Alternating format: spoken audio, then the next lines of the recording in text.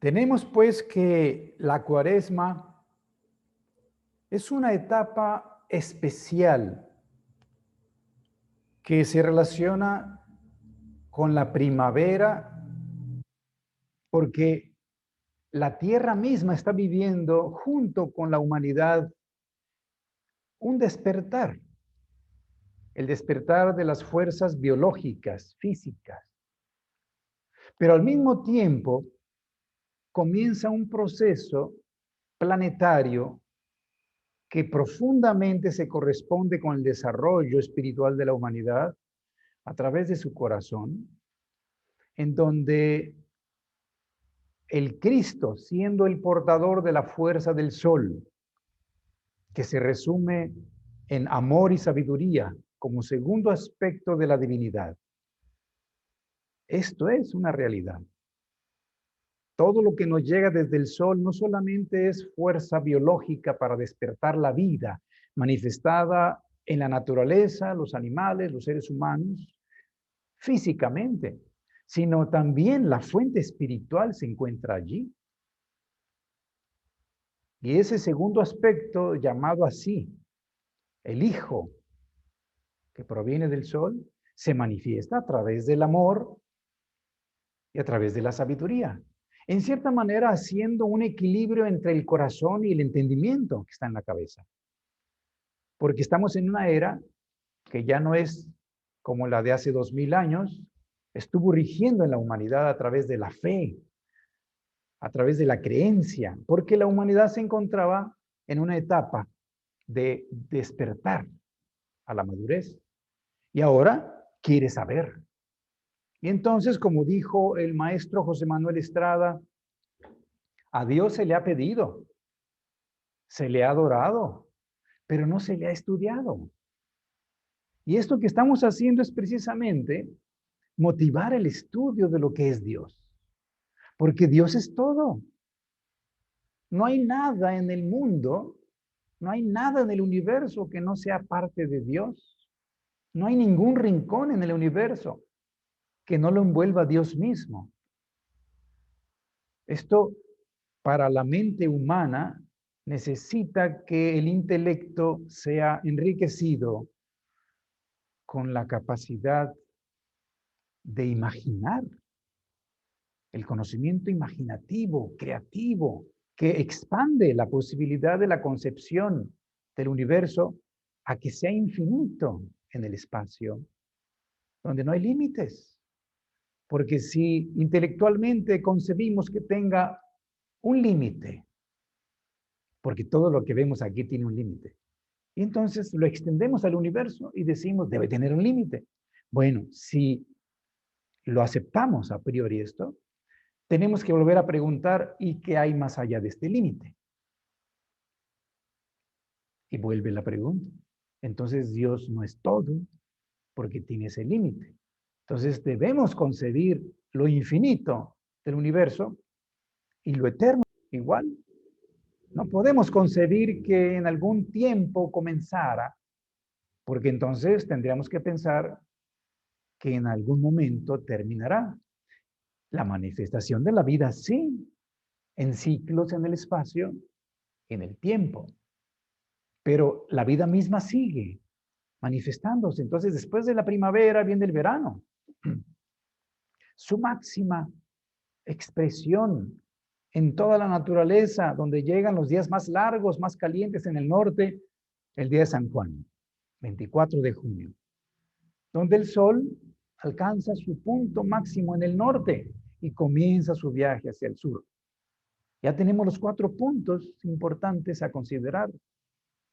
24 de junio, el 29 de septiembre, día de San Miguel, el 24 de diciembre, que es la Navidad, o la llamada Pascua de Natividad, y la Pascua Florida o Pascua de Resurrección, que no tiene fecha definida en el año, porque es la única que no se calcula con el sol, se calcula con la luna.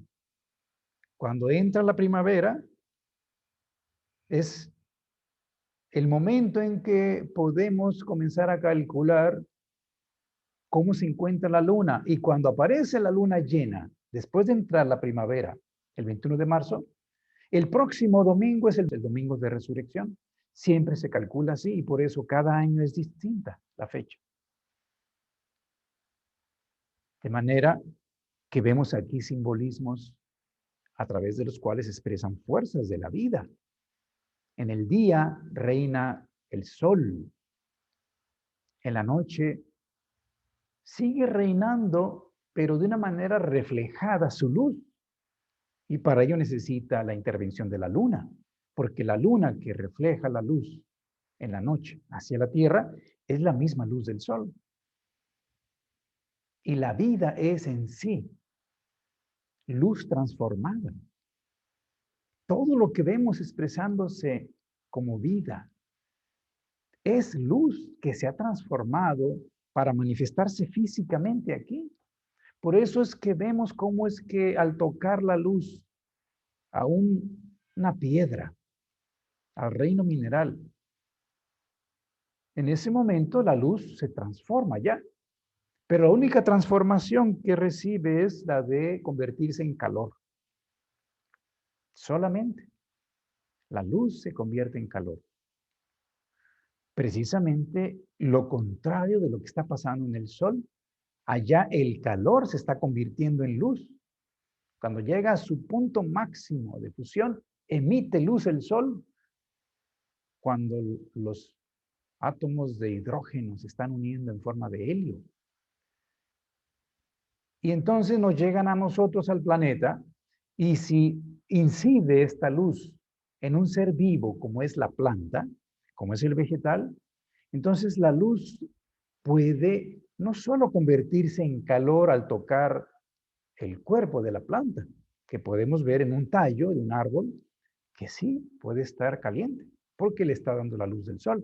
Pero en las hojas, donde están los órganos principales de los vegetales, donde está verde, allí hay un receptor de la luz que va a permitir que la luz sea absorbida.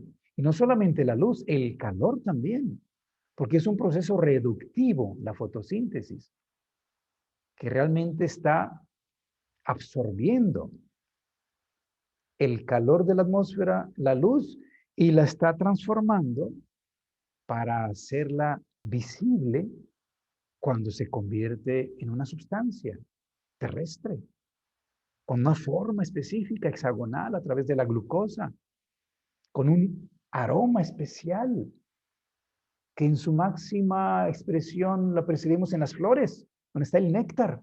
Es eso mismo concentrado que las abejas conocen muy bien y que por eso los panales, las celdas de las abejas, tienen forma hexagonal, igual que la glucosa, y que además aparece el sabor. Sabor, color, aroma, forma, es la misma luz transformándose en todo eso y que nos va a servir luego para alimentarnos. Porque luego se concentra todo eso en forma de almidón en el grano de trigo. Lo convertimos en pan. O si es maíz, lo convertimos en tortilla. O si se convierte en aceite, en grasa, pues lo utilizamos con las semillas de la oliva, aceituna, o el coco, cualquier otra semilla, el aguacate, o bien proteínas. Los aminoácidos que a través de las leguminosas y a través de todas las plantitas que los herbívoros consumen, los animales consumen todos los aminoácidos que no pueden elaborar ellos mismos y hacen su propia proteína, que luego los seres humanos pueden usarlos de alimento, ya sea de forma directa o indirecta. Pero todo el alimento, todo aquello que conserva la vida en la tierra viene del sol. Esta es una realidad donde vemos una relación de la luz con el Cristo y con la vida.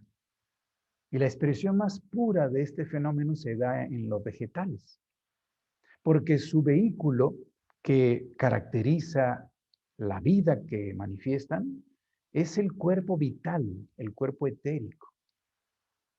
que los conecta profundamente en la tierra hasta el centro. Por eso la raíz tiende con una fuerza geocéntrica y por eso se extiende hacia el centro de la tierra. Y las hojas crecen de una manera heliotrófica hacia la periferia, hacia el sol. Entonces conecta totalmente desde el centro de la tierra hasta el sol.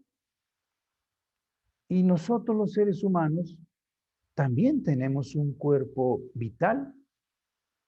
Aunque nuestro cuerpo se encuentra a 180 grados en relación a las plantas, al revés, 180 grados porque los vegetales orientan sus genitales, que son las flores, hacia el sol, y los humanos orientamos nuestros genitales en la posición vertical que tenemos hacia la tierra, y la cabeza correspondería a la raíz, que está orientada hacia el sol, que tiene que ver precisamente con nuestro origen espiritual.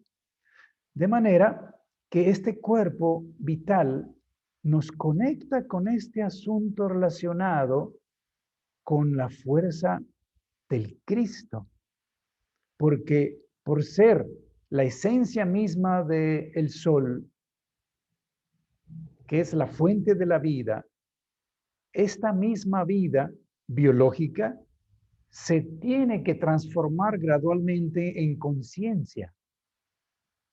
Así como nosotros tenemos aquí en el abdomen mucha vida, el polo metabólico, donde se manifiesta la voluntad, lo corporal, en las extremidades del metabolismo.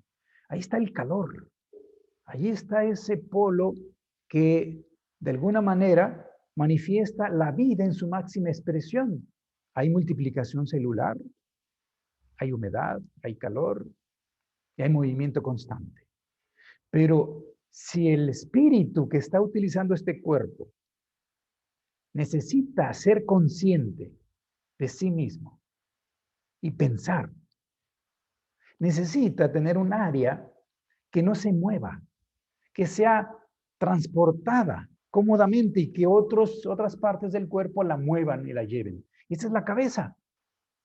Por eso está protegida, incluso cerrada, a diferencia del abdomen que está abierto. Y no se mueve adentro. El cerebro tiene que tener esa característica de pasividad y quietud y silencio, para que el espíritu al usarlo pueda reflejarse y pueda pensar. La sustancia llega a un extremo de pérdida de vitalidad dentro de un ser vivo, claro, porque todavía hay vida, pero solo está de soporte biológico, fundamento. No activa, no hay reproducción constante como sucede acá abajo. Entonces es una situación que le permite a uno ser consciente allí, estar despierto. Si alguien tiene un golpe en la cabeza muy fuerte, lo sacude. Esto se llama conmoción. Si tiene una conmoción cerebral, lo puede llevar a la inconsciencia automáticamente. Y lo puede llevar a la muerte, claro.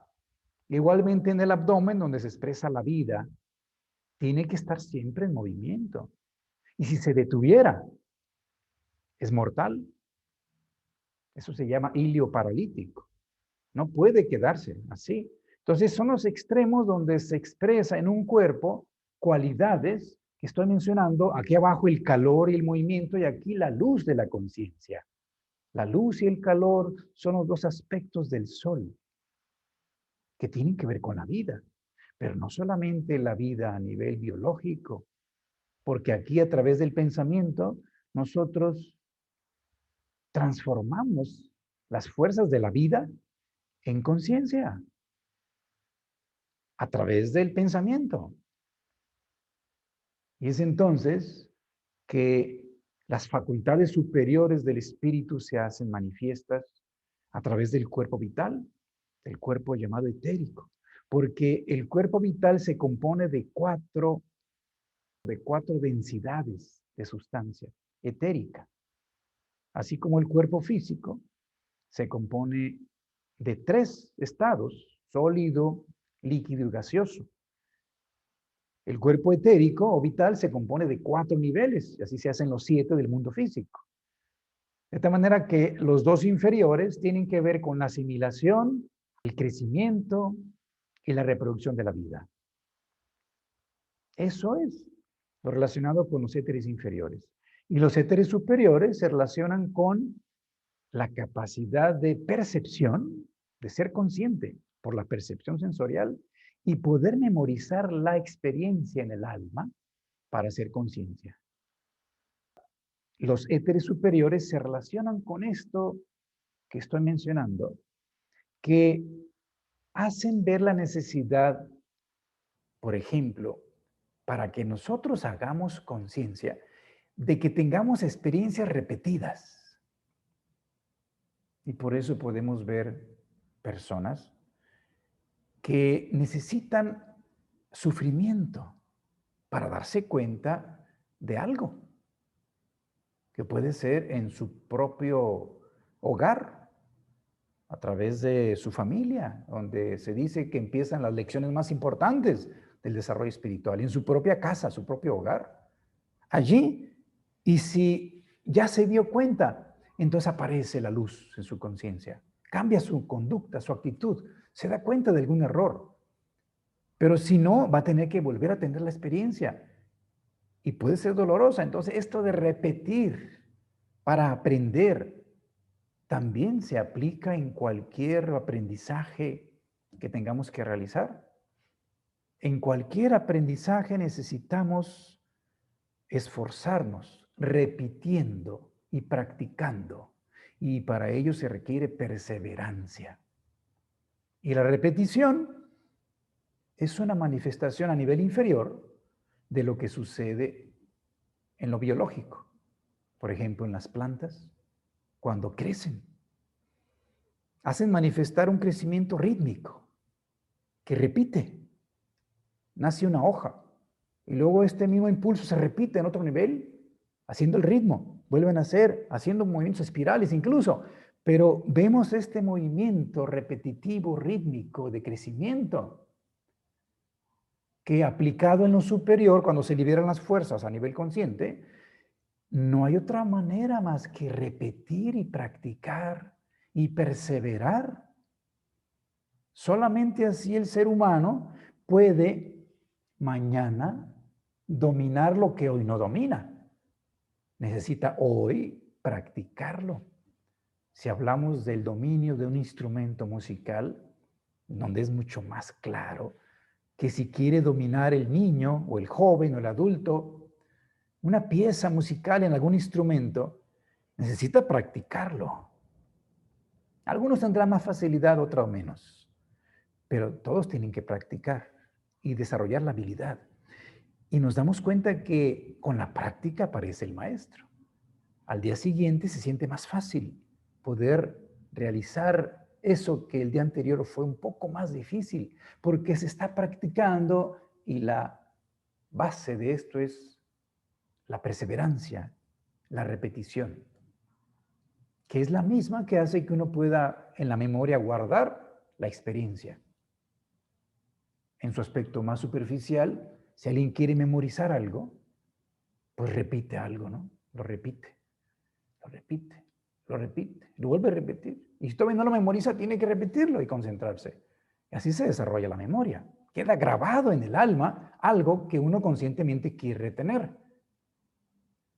Todo se encuentra grabado, pero está en la inconsciencia, todo lo que hemos vivido. Pero si yo quiero tenerlo en la conciencia, tengo que despertarlo. Entonces, aquí vemos una relación de el significado de la oración, que lo voy a llevar a su nivel superior de la actividad de la mente, a través de la oración, donde hay una frase en la Biblia que dice, orad sin cesar, en el sentido que ya mencionamos de elevar el pensamiento a frecuencias superiores al intelecto, incluso donde no necesitamos el cerebro, porque el cerebro solamente va a conectar con lo que vemos, con lo que oímos, con lo que olemos, gustamos, tocamos. Y esto es solamente el mundo visible, sensorial, físico. Pero toda esta realidad espiritual que hace reconocer que el mundo, el universo, se encuentra lleno de entidades que están participando para que todo esto exista. Entidades que no son visibles para nosotros y que a través del reconocimiento y una actitud de respeto reverente, de devoción, lo hacemos consciente y decimos gracias. Y las primeras entidades que perciben esto, pues son las que están inmediatamente adelante de nosotros, que son los ángeles. Así que nuestra oración es percibida automáticamente por las entidades que están por encima de nosotros, siempre y cuando sean lo suficientemente puras a través del pensamiento, porque desean, por ejemplo, el bien de los demás. A través de la oración, yo puedo desear profundamente que en el mundo haya paz, en el corazón de cada uno de los seres humanos y en todos los hogares del planeta. Esto es una oración muy elevada. Esto, por supuesto, que pueden captarla entidades superiores a los seres humanos. Pero si el ser humano se limita intelectualmente a hacer el rezo o la oración, pidiendo cosas materiales que necesita, pero solamente pensando en su propio bienestar, es válido en cierto momento para un ser humano, pero es una oración que no llega muy arriba. Cuando nosotros ya nos hemos dado cuenta que tenemos todo lo que necesitamos para cumplir nuestro deber, lo reconocemos que ya lo tenemos y decimos gracias. Entonces, dar gracias al despertar sería la oración que, acompañada de lo que Jesús hace 2000 años pronunció ante las fuerzas llamadas el Padre Nuestro.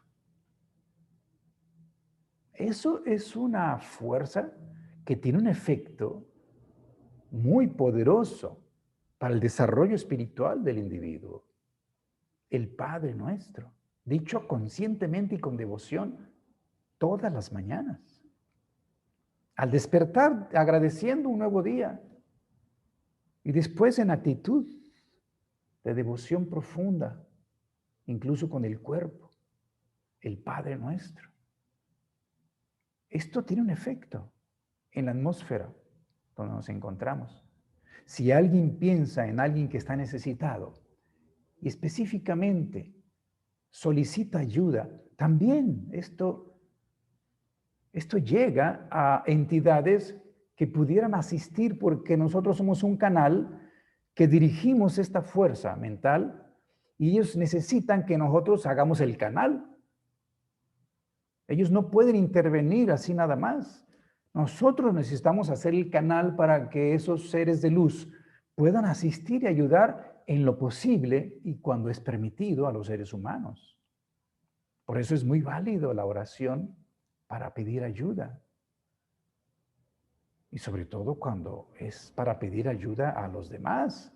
Y si esto se extiende a toda la humanidad, tiene una cualidad suprema, sublime, que puede llegar a esferas incluso superiores. Esto es lo que ayuda incluso para que el cuerpo etérico se purifique por la repetición también. De ahí viene esto de la repetición de ciertos rezos en la tradición de algunas religiones. Porque lo que hace es internamente un efecto que va siendo gradualmente una purificación. Eso es una realidad. En los templos existe una vibración muy especial porque las personas que allí asisten van a orar. Y entonces uno lo puede sentir. Pero si entramos a un lugar donde los seres humanos van a divertirse, que también es válido, vamos a sentir otra atmósfera, otra cualidad en el ambiente. Esto es generado por el ser humano. Así que para el propio desarrollo del espíritu humano en el planeta, la oración es como las alas que van a elevar el alma en la conciencia. Por eso es de que hay que reconocer la utilidad y el beneficio de la oración conscientemente. Y esto tiene que ver con el cuerpo vital, con este mensaje de Jesús el Cristo de decir, para que algún día podamos comer del pan de vida eterna, tomar del agua de la vida, en el sentido de que nosotros reconozcamos conscientemente que espiritualmente somos inmortales. Esto se relaciona con la resurrección.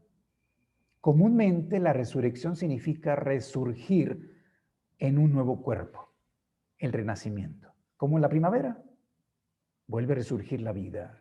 Y en invierno, pues se retira temporalmente para volver a surgir y hacerse evidente en verano. Y nosotros igual, nos retiramos del cuerpo, tomamos otro y renacemos. Esto es resurrección. Pero existe una resurrección espiritual, significa ser conscientes de que somos inmortales, porque una inmortalidad inconsciente, como la que tenemos todos, porque el espíritu es inmortal, esa no es una inmortalidad, porque es inconsciente. Tenemos que ser conscientes de ello.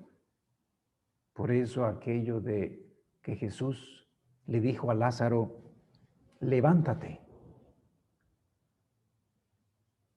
No se refiere al hecho de que lo revive físicamente. Si fuera así, la pregunta es, ¿y qué tiene de importante esto si luego volvió a morirse? La esencia de esto, de hacer que Lázaro resucite, es en el sentido espiritual. Porque todos aquellos que nos encontramos todavía inconscientes de nuestra esencia espiritual, estamos como muertos, como dormidos. Este es el simbolismo de las palabras que se usan cuando alguien despierta a la vida eterna, cuando alguien revive, resurge. Significa que comienza a ser consciente de lo que es. Y entonces se desvanece cualquier miedo. Y el más grande de los temores que el ser humano tiene es el de la muerte. Comienza a aparecer una seguridad profunda de sí mismo y se da cuenta que además puede ayudar para que los demás también tengan esto. Siempre me recuerda esto a Cantinflas, que muy sabiamente nos dijo, el primer deber del ser humano es ser felices. Y el segundo es ayudar a otros a que también sean felices. Esto se relaciona con el mensaje y el impulso del Cristo. Así que hemos conectado el significado del comienzo de la Cuaresma, la preparación para esta renovación, con la actividad del ser humano a través de su mente, elevando su pensamiento y haciendo una oración que lo conecte con lo más sutil y lo más sublime de su ser, que a fin de cuentas es lo divino, que reconoce además que está en todos los seres humanos que le rodean.